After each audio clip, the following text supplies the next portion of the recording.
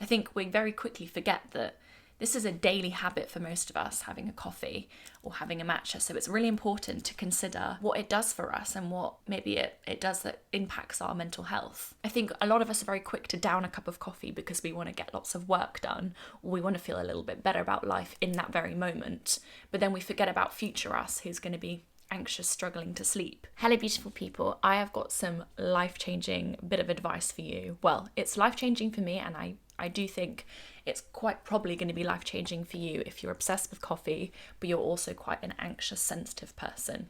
I'm sure some of you kind of see where this video is going.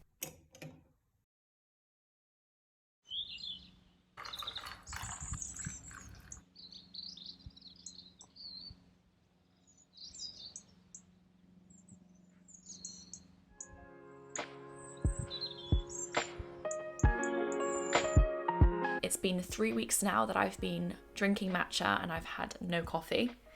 Stick with me, I know it's quite easy to click off this video because you love coffee. I'm not saying you have to give up coffee. I think it's especially worth you staying and watching till the end if you are a sensitive soul like me and you experience anxiety. We want to be feeling energetic and productive all day, but we also want to protect ourselves and our body and our mental health. And I have the drink for you. Spoiler, it's matcha. So I don't know if you're the same, but I love the feeling of that coffee high.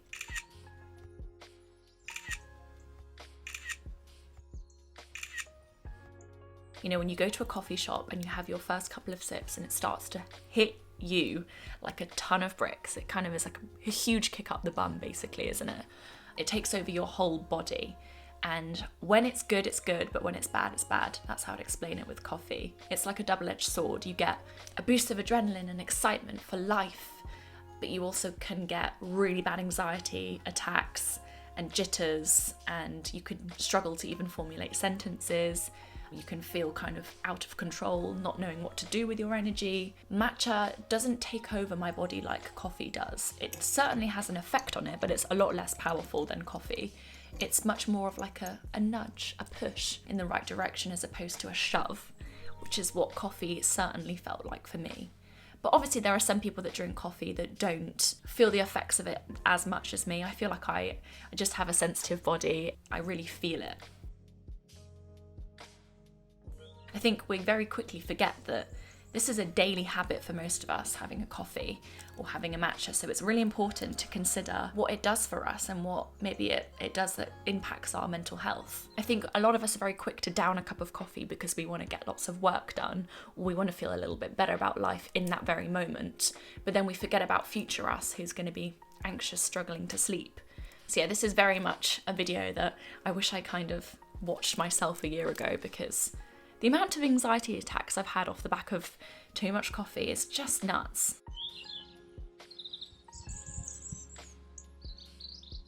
When I drink a cup of coffee, I feel it within maybe 15 minutes, and I feel it. I feel it everywhere. I feel it almost take over my mind as well as my body. I feel very frantic and I feel like I've got so much to give, to the point where I don't know what to do with all that passion and energy. Whereas with matcha, I feel it slowly come to the surface. I feel it slowly wake up my mind. I feel gradual energy throughout the day, and I don't feel that energy expire until around maybe 4 o'clock-ish. That's if I'm having, by the way, my matcha at like 10 o'clock, 10:30. So as a coffee drinker, it's quite common to go back for a second or third coffee. But with matcha, it usually actually lasts, I think I was researching it, up to 6 hours. And I know they say that coffee does that, it stays in your system for 6 hours, but it certainly doesn't feel like you're experiencing that coffee high for 6 hours. It feels like you experience it for like an hour or two and then you crash. But with matcha, you really experience that bump of energy for a really long period of time. I am such an anxious, jittery person. I also have these like bursts of energy naturally. So when I add coffee to that, I feel so out of control. And it's this out of control feeling that ends up in me producing work that actually is a little bit chaotic. So having matcha has really helped with my work. It's really helped me have this kind of creative energy throughout the day that's not out of control. What I find with coffee is I will get all these ideas and all this creative energy at once. I almost have so much energy and excitement that I can't really sit down to type it all out. But with matcha, I feel like I can exist in that creative space with a good amount of energy, but not overpowering amounts of energy. And that's one thing that is spoke about a lot. I've done a lot of research on this. I'm spewing out my experience to you and my opinions, but I'm also talking from what I've read. It's meant to help you focus. I'm going to read something now. Matcha is the winning combo. Even though matcha has a decent amount of caffeine, it will not give you the jitters. On the contrary, matcha reduces anxiety because of its high content of L-theine. This amino acid lessens the stimulating effect of caffeine on the nervous system, producing an energized and focused state. This is so true. So I've recently moved into a new place, which I still haven't done a flat tour. If you want to see a flat tour, comment down below now. That's exciting. But yeah, I've recently moved house, but since I've moved, I've found it quite hard to get into the flow of work. And I haven't really experienced that session of just like an hour really getting some really good work done and being really productive and not being distracted for a moment. I hadn't had that hyper focus since being here until I ditched the coffee twice this week.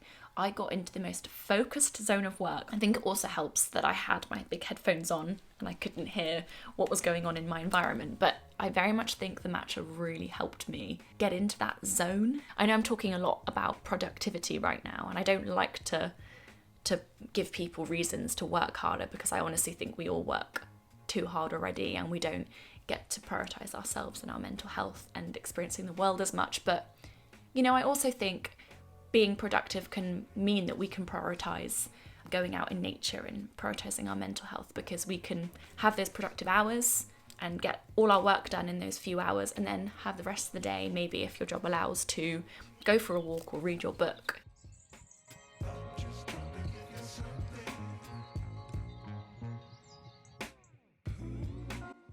Okay, so story time. I was in London a while ago, like a couple of months ago, and I was on my way back actually to where I live now. I don't live in London. I was on my way back home and I was going to get a bus because I was trying to save $1. I'm not getting the train because trains here in England are so expensive. And I had a coffee, and I kid you not, I was a state and I had a panic attack. And I know if I hadn't had that coffee, I just knew, you know when you know, if I hadn't had that coffee, I wouldn't have been anxious right now. I ended up crying in front of lots of people in the bus station, sat on the floor like this, like having a proper meltdown. And yeah, it was a really bad experience for me. I, then had to get on a bus, and then I started feeling claustrophobic, which is something I experience when I'm feeling anxious. And it was just this massive ripple effect. I didn't get much work done. It was a really bad experience. Now, fast forward a couple of weeks later, after I'd given up coffee. That's when I decided to give up coffee after that experience. I was on the bus researching matcha, and I was like, I'm gonna do it. I'm gonna stop having coffee for a bit. And yeah, then fast forward a few weeks later, I was back in London and I was on my way back home, but I'd had a few weeks off coffee and I had been drinking green tea and matcha, and my experience was completely different. And it was still just as chaotic at the bus station. I mean, it always is at, London Victoria bus station. It's really chaotic and people are not very happy to be there, which is understandable. I handled myself in such a calm and collected way, and I was really proud of myself, because actually, when I was coming back the first time, I was with someone. So you'd think I'd be calmer then, but because of the coffee, I just couldn't be anything but panicky. I really had my head screwed on, and I was able to kind of talk to myself and reassure myself in my head, obviously not out loud. And it was a really positive experience, and I'd actually say it's my best travel experience to date. And I was on my own, and I was doing something that I find really stressful. What I put in my body really affected me. Recently, I have had a few experiences that would usually have caused me to freak out. Some seriously anxiety-inducing experiences, which I'm not going to go into detail with. But trust me, they are my worst triggers. They came up, and this was right in the midst of me, ditching coffee and having matcha. And I managed to handle the situation so much better than I ever have done in the past. I was so calm, I reassured myself, I reminded myself of what's important. I thought about, the bigger perspective. I was just a pro. And again, I'm really proud of myself for that. And it's important to celebrate the little wins like that, to tap yourself on the back.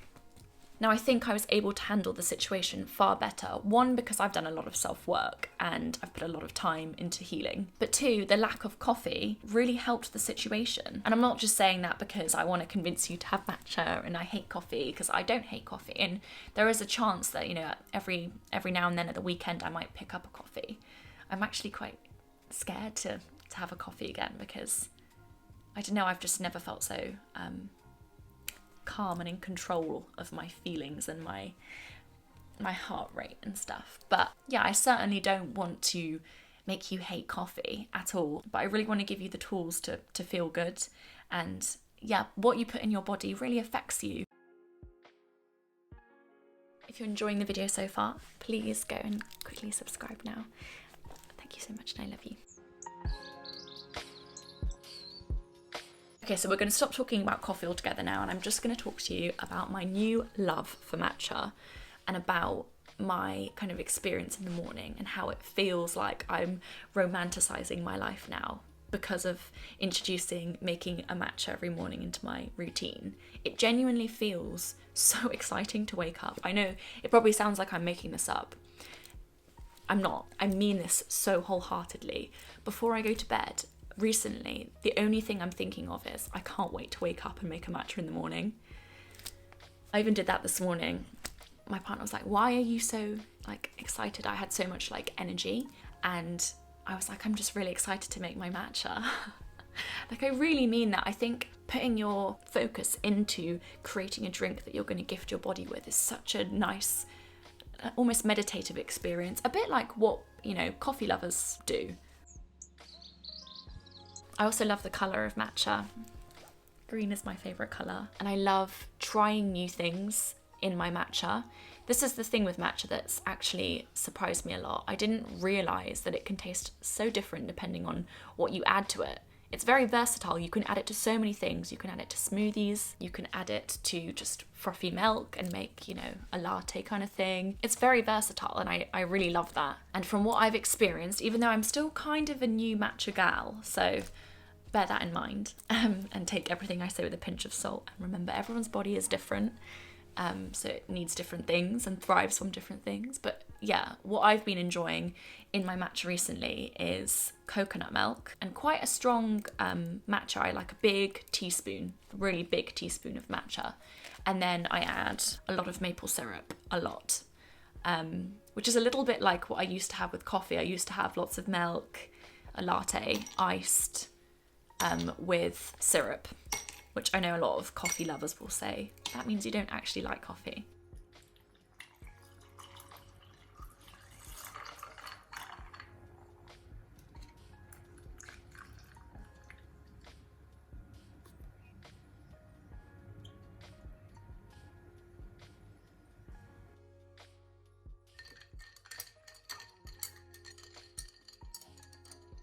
I do think a lot of the things that we learn to love about coffee, we can learn to love about matcha. When I reflect back on when I first had coffee, I didn't like the taste of it. It tasted really strong and really kind of alien, actually. It didn't taste like anything I'd had before. But I learned to love it, and I think I learned to love it because of the effects it had on me and the ritual. You associate it with feeling really energetic and happy some of the time. You associate it with going and socializing with friends. So you get this really positive association with coffee, which is why it's so understandable that people really fall in love with it. And it does taste good. And I know a lot of people argue matcha doesn't, but I would argue against that. And I would say it depends on how you make it and what you add to it to make it enjoyable for yourself. If you don't like the earthy taste, you kind of need to add things to it to make it more palatable and more enjoyable. But I do think the matcha taste grows on you, and because it becomes a part of your experience and you can kind of romanticize it, and you can get all the really nice tools if you want, like the bamboo whisk, which I love, and a really nice bowl to whisk the matcha in. Because you can romanticize the experience like you can with coffee, you can learn to fall in love with matcha. I really do believe you just need to give it time. My love affair for matcha started after about 5 days of drinking it every day. listen to you. And I don't want you to force anything at all. Please just listen to your body and your, intuition. That's the most important thing.